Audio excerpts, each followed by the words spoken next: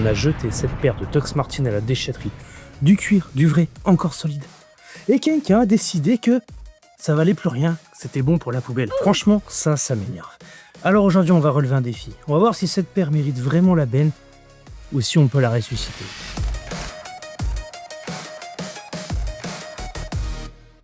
Salut les passionnés, bienvenue sur le Shoeshiner TV, la chaîne qui parle de chaussures, mais pas que. Aujourd'hui, cette paire n'arrive pas d'un dressing, elle n'arrive pas d'une boutique, même pas d'une friperie, elle vient tout droit de la déchetterie. Et oui, posez-la par terre. Je suis arrivé comme ça, voulant jeter tout ce qui traînait dans mon garage, et je la vois sur un tas, de tout venant, prête à partir. C'est honteux. Inadmissible. Ni une ni deux, je la récupère, même si, entre nous, il est strictement interdit de récupérer dans la déchetterie une si belle paire de chaussures, juste usée, encrassée, marquée par le temps. Mais elle n'est pas morte. Et ça, c'est exactement ce genre de moments qui me font réagir. Parce qu'avant d'être un objet à la mode, ça reste de la matière. Et avant d'être un déchet, c'est souvent que cet objet n'a pas su être entretenu correctement. Avant de passer au nettoyage, il faut savoir ce qu'on a entre les mains. La Doc Martens n'est pas née pour finir dans une déchetterie, elle est née pour durer.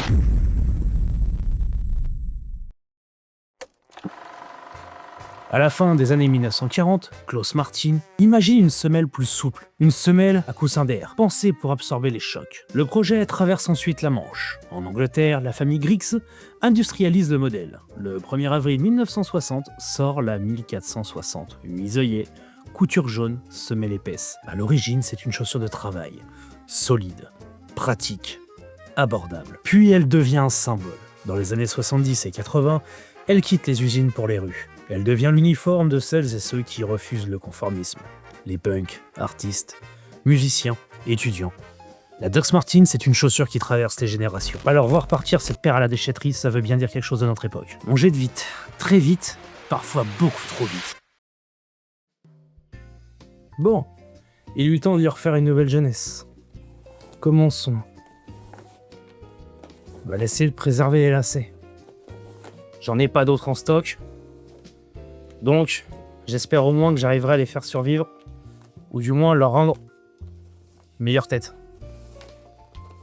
Hop là. Petite technique. Pour laver des lacets, vous prenez un sachet zip. Vous ouvrez le sachet zip. On met les lacets. C'est le nettoyant. Hop. De l'eau. Ferme le sachet.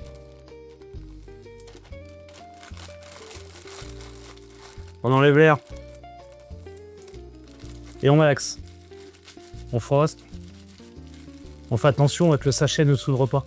Hein. Et voilà, vous pouvez voir qu'ils avaient vraiment besoin d'être lavés. Hein. Voilà.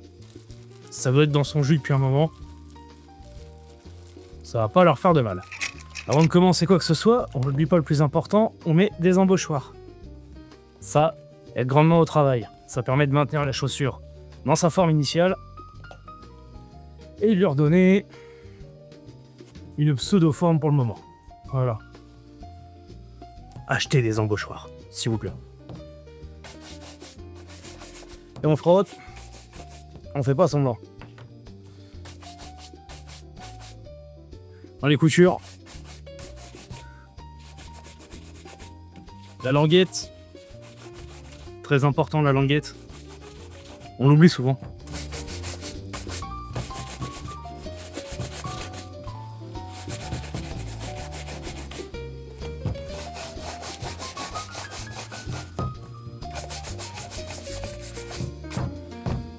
Elles ont vécu, certes, mais n'oubliez pas, nous avons sauvé une paire de Santiago et une paire de Rangers.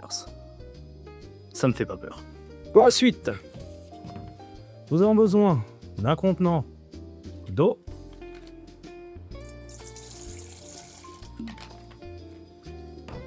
de savon. Aujourd'hui, je vais utiliser le cleaner de chez Saphir. J'ai peut-être vu un peu beaucoup.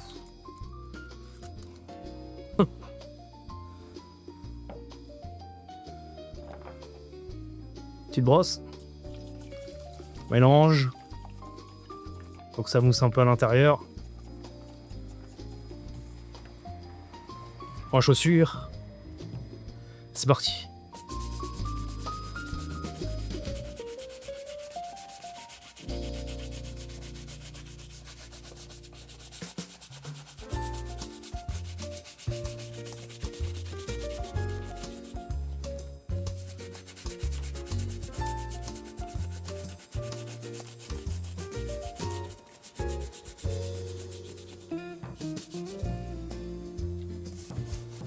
On insiste bien sur les coutures.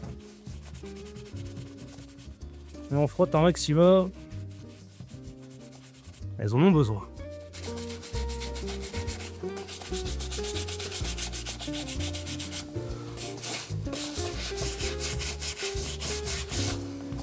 Ensuite, on prend un chiffon et on l'essuie.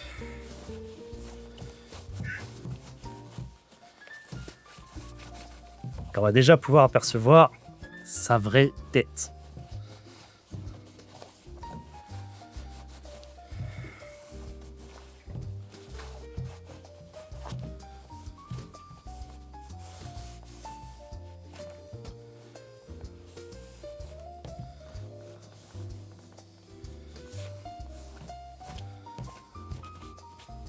Alors, vous voyez, j'ai une sacrée différence. Bon, on va insister un peu sur le bout. Parce que je sens qu'on peut en enlever un peu.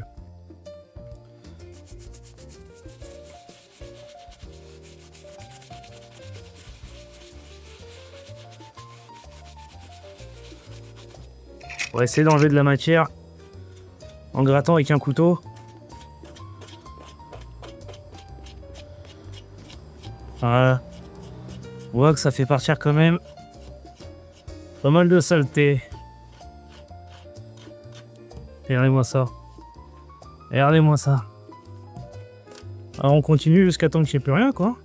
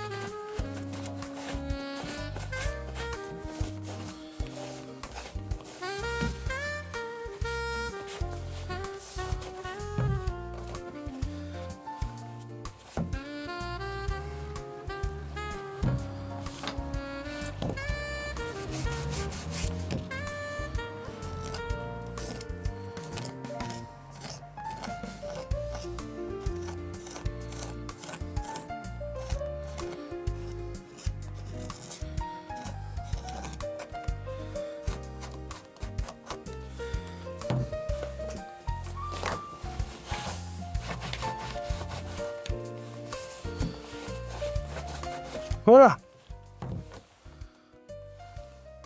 C'est un peu plus clair quand même. On va retrouver le cuir. Il est déjà un peu plus voyant, donc il y a quand même eu... on voit que le cuir a vécu. Hein. Quelques marques au niveau des impacts, des rayures. C'est rien. C'est la vie du cuir. C'est comme vous. Vous vous blessez, les cicatrices apparaissent. Vous ne mourrez pas. Regardez. Même moi. Alors. On va la nourrir. Parce qu'elle en a grandement besoin.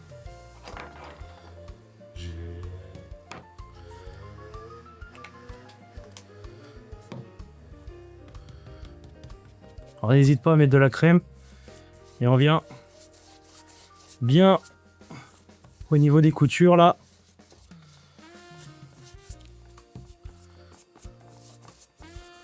Ces en ont bien besoin. Oula.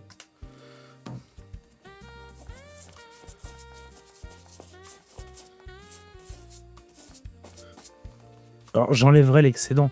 Il bien sûr. Hein, le plastique n'a pas besoin d'être nourri, pas avec la crème. Mais la couture, oui. Donc n'hésitez pas.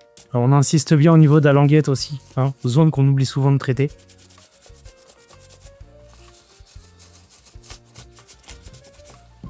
Alors je sais pas vous, mais moi j'aime bien y aller avec les mains. Du coup,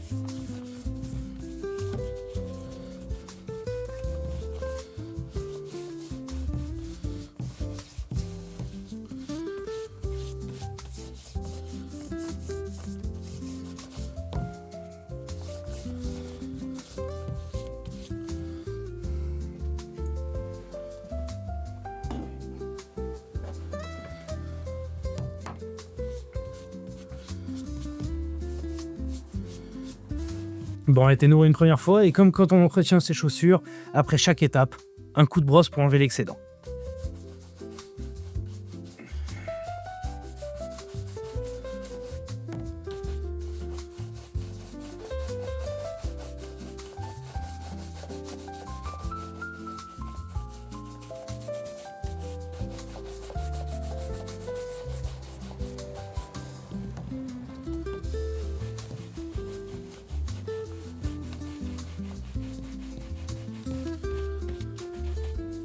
On peut voir une sacrée différence, hein, entre avant et après.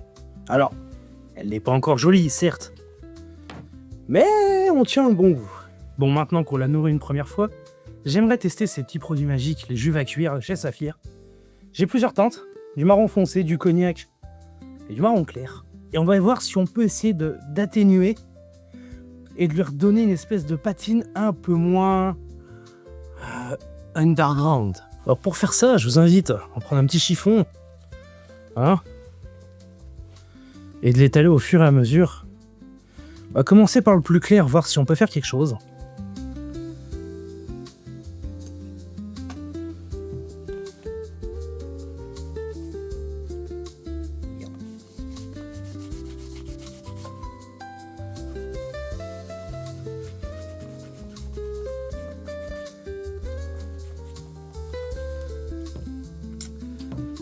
Pas très concluant. On va passer au cognac.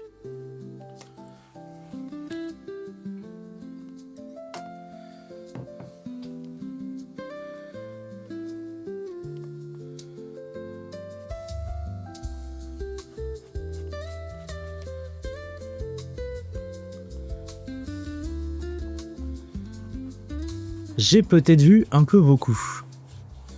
Non, c'est vrai.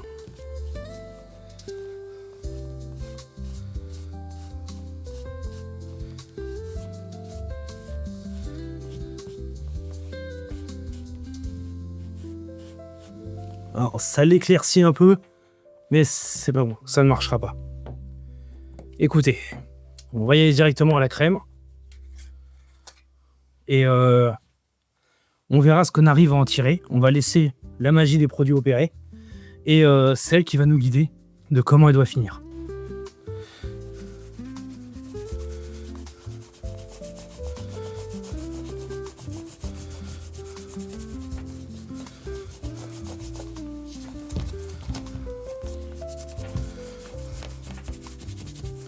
Vous voyez comme la crème 1905 Saphir a un pouvoir magique pour masquer les dégâts du passé.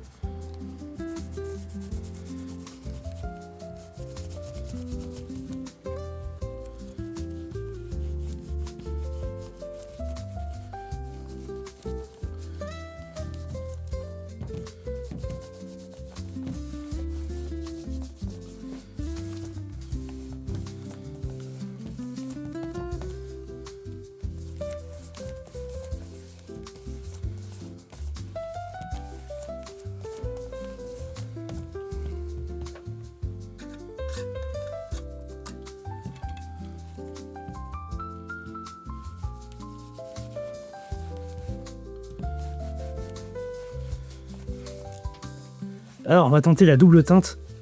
Faut essayer de garder cette patine et cette couleur d'origine de la chaussure, tout en apportant une espèce de nuance de couleur pour y donner du peps.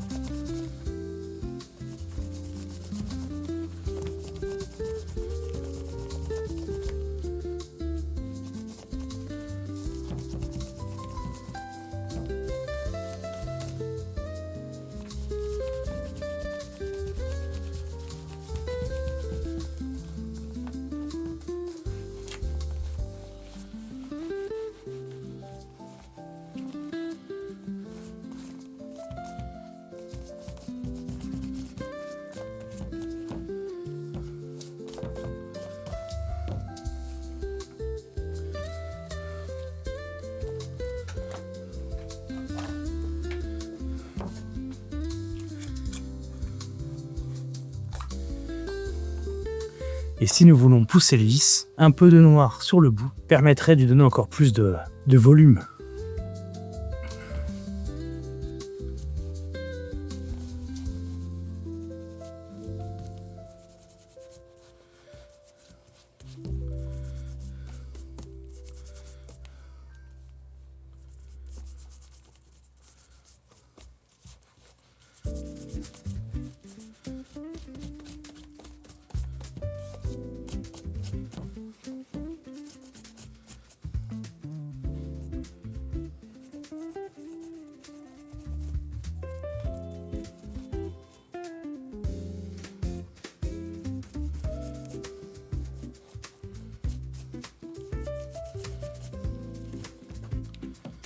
Bien sûr, on n'oublie pas les tranches.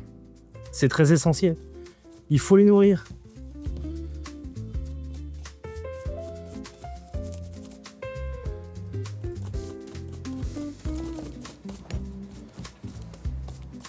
Ça a quand même déjà plus de gueule. Vous voyez ? Elles ne sont pas mortes. Maintenant qu'on les a lavées, nourries, revitalisées, il est temps de les maquiller. La petite touche finale, le cirage, le brillant. D'une, ça va imperméabiliser la chaussure et ça va enfin permettre de la voir briller. C'est parti. Je commence sur le plus clair. J'en mets partout. Parce qu'elle en a vraiment besoin.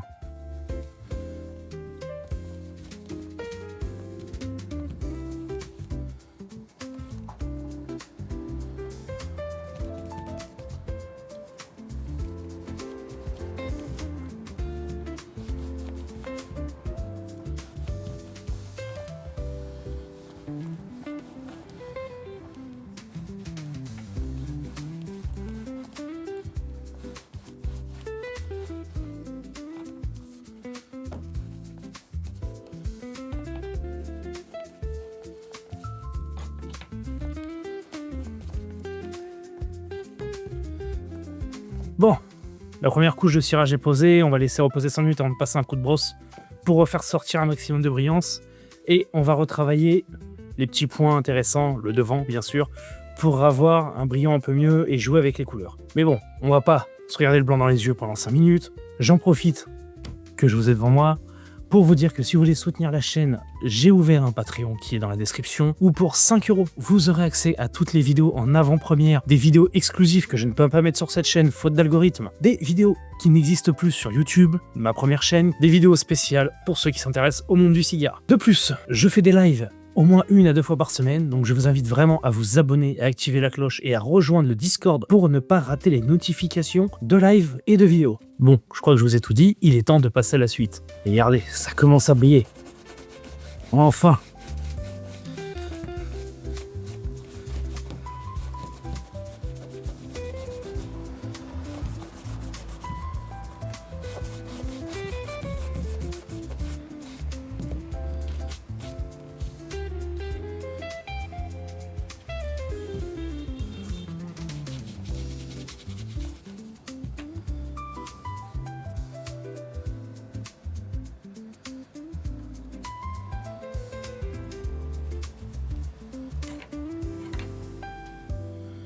Ouais, on va commencer à travailler le bout.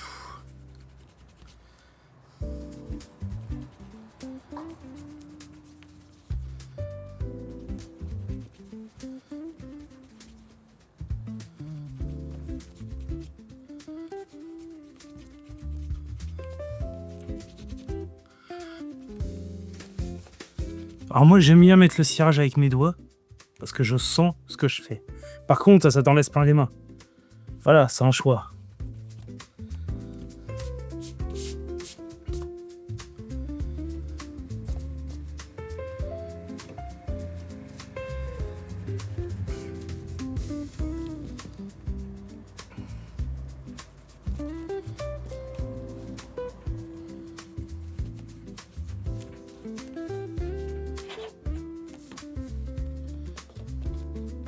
Un peu d'amiral gloss pour aider à la voyance.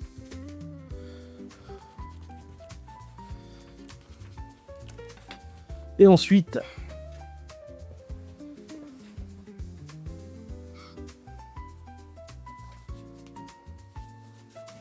on s'équipe d'un petit chiffon, d'un petit tissu fin pour venir étaler, y déposer les petites gouttes d'eau et commencer à frotter. Alors mes amis, aujourd'hui on va pas rechercher à faire un miroir, hein. Voilà, on va juste lui redonner un aspect viable. N'oublions pas que c'est des chaussures de travail, ce n'est pas des chaussures de soirée ou de gala.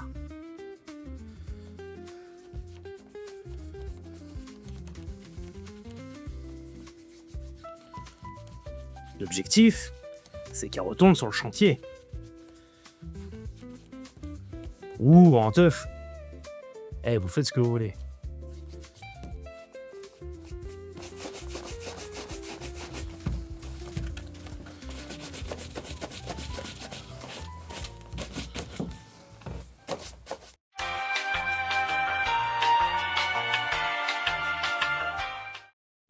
Vous voyez mes amis, sauver une paire de la déchetterie, ce n'est pas un geste spectaculaire. C'est un geste simple, un geste d'attention, un geste de réparation, un geste presque politique à sa manière. Parce qu'entre jeter et réparer, il y a un choix.